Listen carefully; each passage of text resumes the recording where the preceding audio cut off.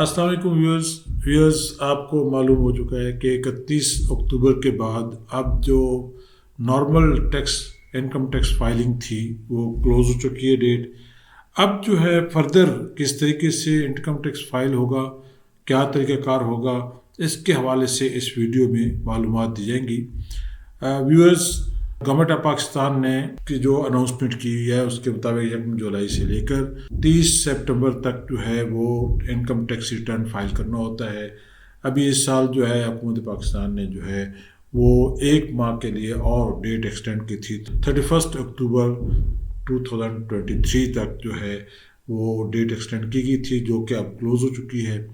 तो अब जो है ये आपको बताना है कि किस तरीके से आप जो है फर्दर अपनी जो इनकम टैक्स रिटर्न है वो लोग जो नहीं कर पाए उस पीरियड के अंदर किसी भी मजबूरी की बुनियाद पे आप किस तरीके से आप फर्दर प्रोसीड कर सकते हैं और अपनी जो इनकम टैक्स फाइल है वो कर सकते हैं। याद रहे कि अब जो इनकम टैक्स आपने फाइल करना है उसके लिए ज़रूरी है कि आप जो है नॉर्मल तरीके से अपना इनकम टैक्स फाइल करें, लेकिन फिर आपको रीजनल ऑफिस या जो आपका कंसर्न नज़दीक तरीन FPR का ऑफिस है वहाँ पे जाके एक फॉर्म पे आपने कुछ अमाउंट जो कि 1 या 2 हज़ार रुपये है जमा करानी होगी, और वो चालान जमा कराने के बाद आपके जो है वो उसको ALT लिस्ट जो है यानी कि एक्टिव टैक्स पेयर लिस्ट जो कहलाती है उसमें अपना नाम डलवाना होगा ताकि आप जो है फाइलर कहलाएं।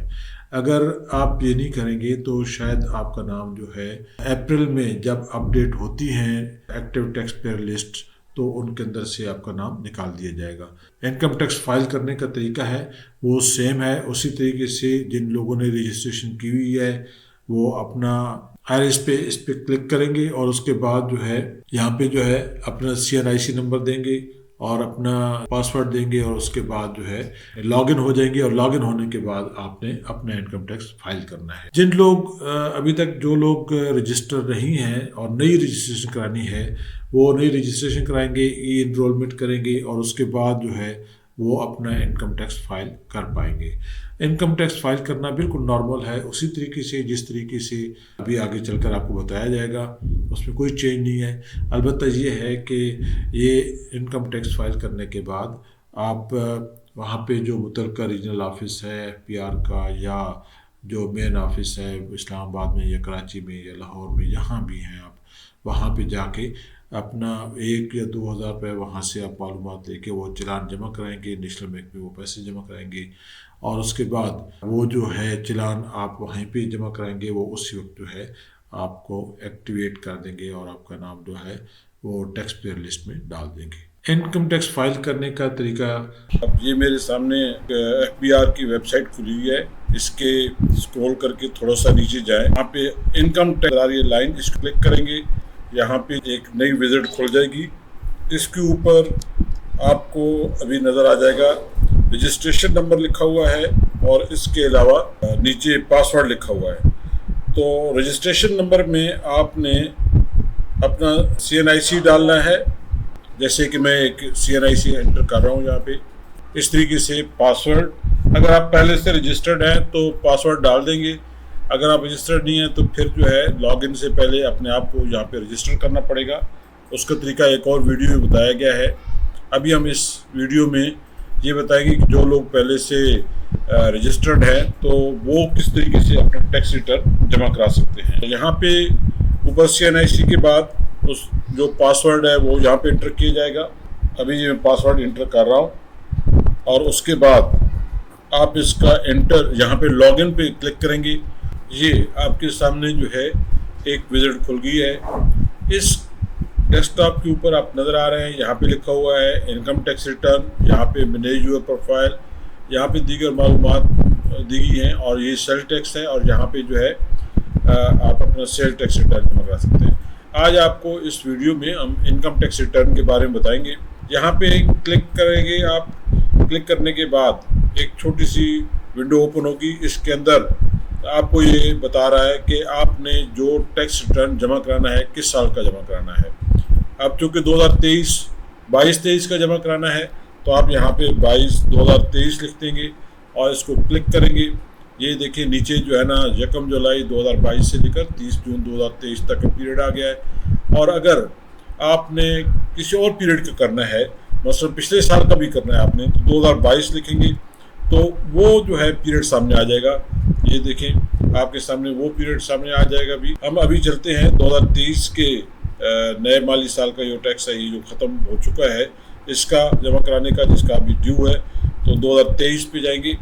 2023 पे क्लिक करने के बाद ये हमारे पास एक नई विजिट खुल जाएगी। यहाँ पे चूँकि ये पहले थोड़ा सा मैंने काम किया हुआ है तो इसमें एक और बताता चलूँ कि अगर आपने काम किया हुआ है, आपने पहले से सेव किया हुआ है, तो आप यहाँ पे ड्राफ्ट में जब आएंगे तो यहाँ पे जो है वो आपको दिखा रहा होगा IT डिक्लेरेशन 1 या 2 जो भी है। तो यहाँ पे क्लिक करेंगे तो आपका जो सेव शुदा यहाँ पे टैक्स रिटर्न है वो आ जाएगा। और यहाँ पे इस जगह पे यहाँ पे क्लिक करेंगे, ये जो पेंसिल बनी हुई है तो ये आपके पास वो पुराने वाला डेटा खुल जाएगा।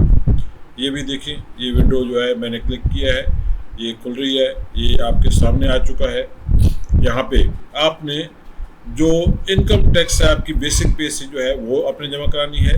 जैसे ये आपके सामने लिखा हुआ है, यहाँ पे जमा कराएंगे आप 5,35,320 पूरे साल की, यानी कि जो आपकी बेसिक पे है यहाँ पे आप जमा करेंगे। इसको आप देखने के बाद आप टैब दबाएंगे, टैब के बाद ऑटोमेटिकली ये नीचे वाले में चले जाएगा।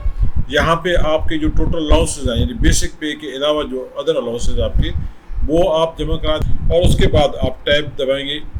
अगर उसके बाद आपका कोई और प्रॉफिट वगैरह या कोई वैल्यू एक्विजिशन वगैरह है तो ठीक है, अदरवाइज आप कैलकुलेशन पे चले जाएंगे, यहाँ पे क्लिक करेंगे, ये आपका ऑटोमेटिकली ये वाले कॉलम जो है ये फिल कर देगा और यहाँ पे जो है आपकी टोटलिंग आ जाएगी।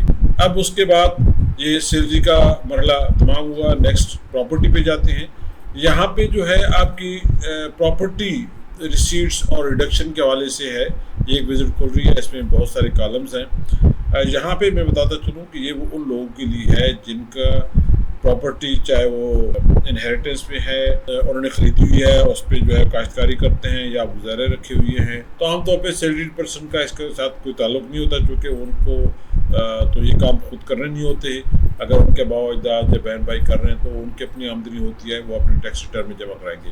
हाँ, अगर आपको कोई उसमें से हिस्सा मिलता है तो वो आप ज़रूर यहाँ पे लिख सकते हैं कि मुझे ये आमदन जो है बिज़नेस के ये मुख्तलिफ हैं, जिसमें रेवेन्यू आपका पास आया है, कोई बिज़नेस अगर कर रहे हैं उसमें कोई टैक्स जमा कराया तो वो एडजस्ट कर सकते हैं। तो आमतौर पे बिजनेस भी एम्प्लॉइज होते हैं वो नहीं कर सकते।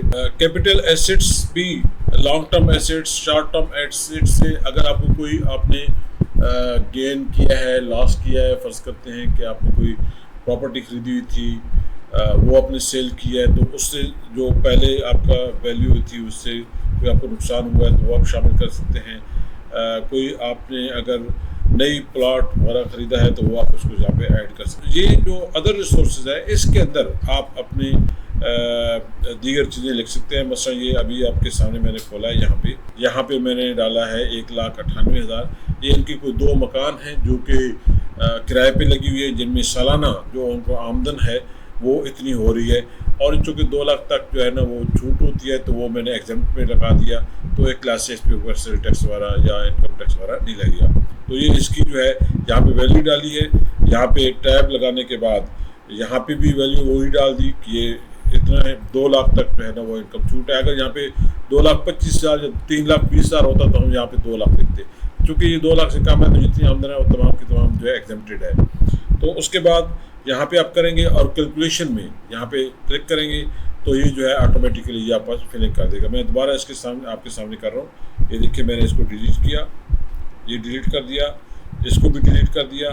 अब मैं दोबारा यहाँ पे कैलकुलेशन में जाता हूँ, आप देखिए कि ये सारे ज़ीरो हो जाएंगे, ये ज़ीरो हो गए।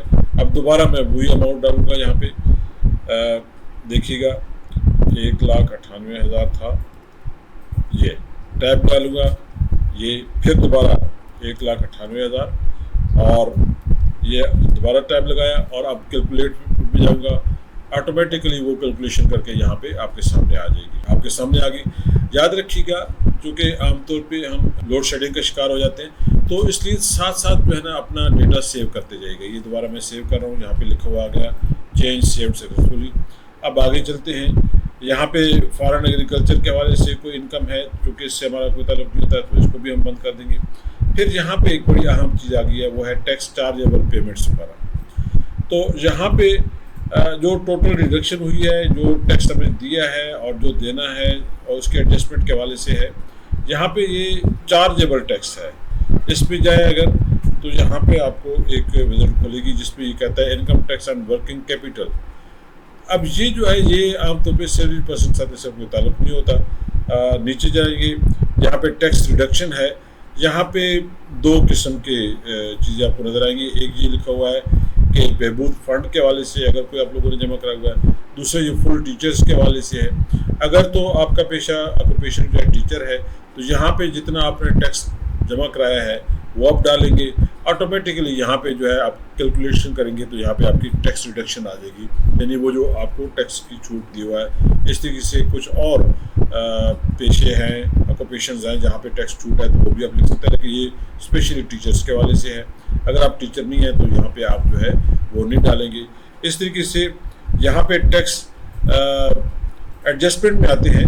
तो यहाँ पे जो है आपने साल में जितना टैक्स जमा कराया है, यहाँ पे याद रखिएगा, अगर आपने कोई बैंक से अमाउंट निकलवाई है इकट्ठी जिस पे आपने टैक्स विदहोल्डिंग टैक्स दिया है, वो भी आप लिखेंगे। इस तरीके से अगर आपका इनकम टैक्स जो सैलरी पे डिडक्शन हुई है वो भी आप लिखेंगे।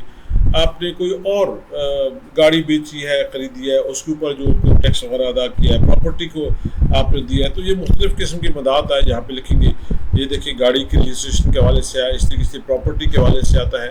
तो वो सारे, या प्रॉफिट के ऊपर कोई आपने टैक्स दिया है, बावक़्त आपने कोई इन्वेस्टमेंट की है बैंक के अंदर, तो उसके ऊपर जो है आपका टैक्स लगा है, तो वो आप जमा कराएंगे।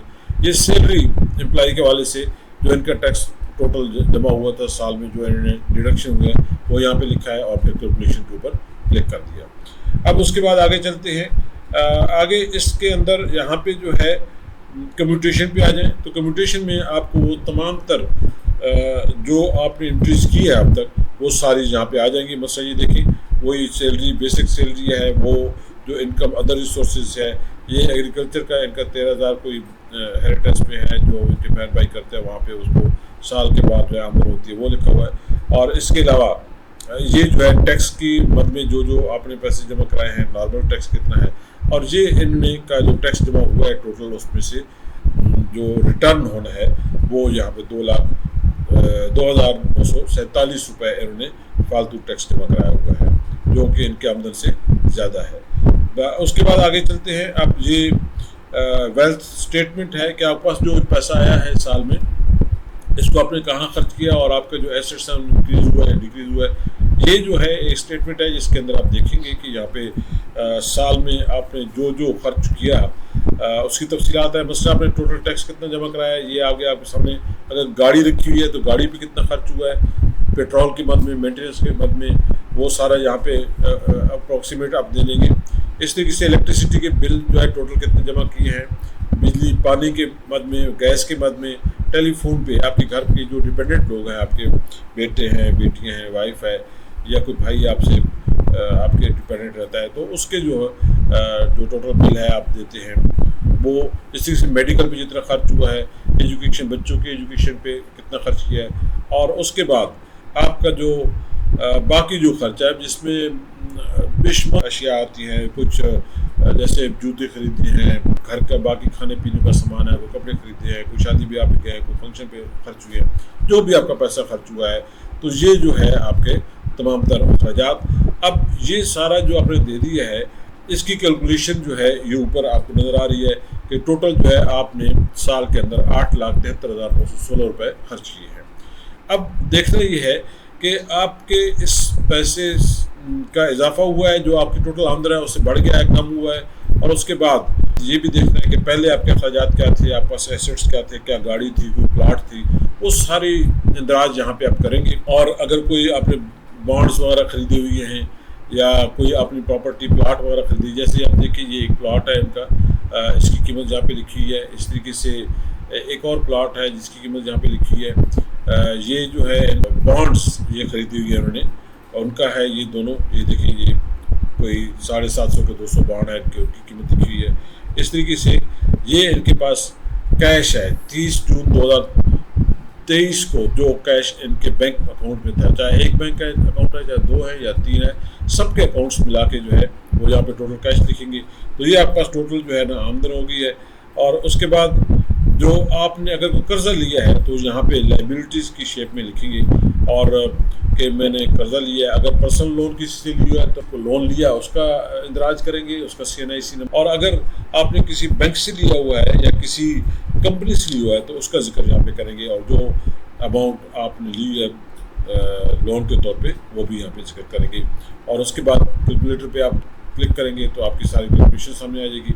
अब ये सबसे अहम और आखिरी मरहला है जहाँ पे आपने रिकॉन्साइल करना है कि टोटल आपकी आमदन कितनी थी पिछले साल, इस साल कितनी हुई है। अभी आपके सामने नज़र आ रहा होगा कि अभी इस साल आपके जो है ना ये टोटल जो आमदन है एसेट्स को मिला के सारा कुछ ये 60,38,000 बना है। और यहाँ पे जो है जो पिछले साल थे वो 58,88,560 रुपये था। अब इसमें तकरीबन इजाफा हुआ है आपका 1.5 लाख रुपया। और ये जो है आपके टोटल पैसा जो इस साल आप पास आया है 10,23,916 रुपये, आपका खर्च हुआ है 8,12,916 रुपये। ये तफसीलात यहाँ पे लिखी है, आप इस तरीके से इसमें डालेंगे। 2,11,000 रुपये जो है आपका एग्जेम्प्टेड है। और इस तरीके से यहाँ पे जो है आपके पास आ गया कि आउटफ्लो आपके पास इतना पैसा आया है। अब ये जो है रिकॉन्साइल ज़ीरो किया हुआ है, लेकिन याद रखें कि इसको ज़ीरो करने में थोड़ा सा आपको कैलकुलेशन करनी पड़ती है। अगर कोई पेमेंट आगे पीछे करेंगे, जैसे फ़र्ज़ करते हैं कि मैंने ये 65,000 डाला हुआ है, वहाँ पे 65,000 के बजाय मैं यहाँ पे अगर फ़र्ज़ करें कि डालता 45,000। अब आप देखिएगा इसको मैंने टाइप किया और यहाँ पे कैलकुलेशन पे मैं गया, मेरी सारी दोबारा रिकैलकुलेशन होके अब रिकॉन्साइल पे मैं जाऊँगा, चेक करूँगा कि वहाँ पे मैंने कोई पैसे ऐसा तो नहीं है कि जो एडजस्ट करना है। तो यहाँ पे आप देखिए एंड पे आपको नज़र आ गया कि 11,000 रुपये उसने कहा है कि आपका जो है वो आपका अभी रहता है जो कि एडजस्ट करना है, रिकॉन्साइल करना है। तो मैं दोबारा जहाँ पे समझूँगा कि मेरा एक्सपेंस ज़्यादा हुआ है, अंदाज़ा मैंने गलत लगाया है, मैं दोबारा उस पर जाके उसको ठीक करूँगा या उस पर इजाफा या जो भी है वो करूँगा। तो उसके बाद रिकॉन्साइल ज़ीरो हो जाएगा और यहाँ पे मैं दोबारा भी कैलकुलेशन करूँगा। तो ये रिकॉन्साइल जब तक ज़ीरो नहीं होता उस वक्त तक जो है आप अपना टैक्स रिटर्न जमा नहीं करा सकते। अब ये ज़ीरो हो गया है, अब इसको मैं सेव कर लूँगा। सेव करने के बाद मैं इसको पूरा दोबारा रिव्यू करूँगा और देखूँगा कि साल में कोई ऐसी चीज़ तो नहीं है जो मैंने परचेज़ की हो या सेल की हो या किसी से कर्जा लिया हो या कोई फालतू आमदन आई हो जिसका मैंने अभी इदराज नहीं किया। और फिर उसके बाद अपने जो अखराजात हैं जो मैंने एसेट्स लिए हैं पर्सनल एक्सपेंसेस की सूरत में, उनका इदराज ठीक हो गया है। जब ये सारी तसल्ली कर लूँगा तो उसके बाद जो है वो मैं यहाँ पे सबमिट करूँगा और उसके बाद एक कोड होता है जो कि आपके पास मौजूद होगा, अदरवाइज़ दोबारा जनरेट किया जा सकता है और वो कोड आप डालेंगे तो आपका टैक्स रिटर्न जो है जमा हो जाएगा। उम्मीद है कि आपको ये वीडियो पसंद आई होगी। सेल्स टैक्स के हवाले से, नए रजिस्ट्रेशन के हवाले से मेरी दूसरी जो वीडियोज़ हैं आप उनको भी देखिएगा, आपको बहुत सारी मालूमात में इजाफा होगा। उम्मीद है कि आप इस वीडियो को सब्सक्राइब करेंगे और बाकी दोस्तों को भी बताएंगे ताकि वो इससे फ़ायदा उठाएँ। अल्लाह हाफ़िज़।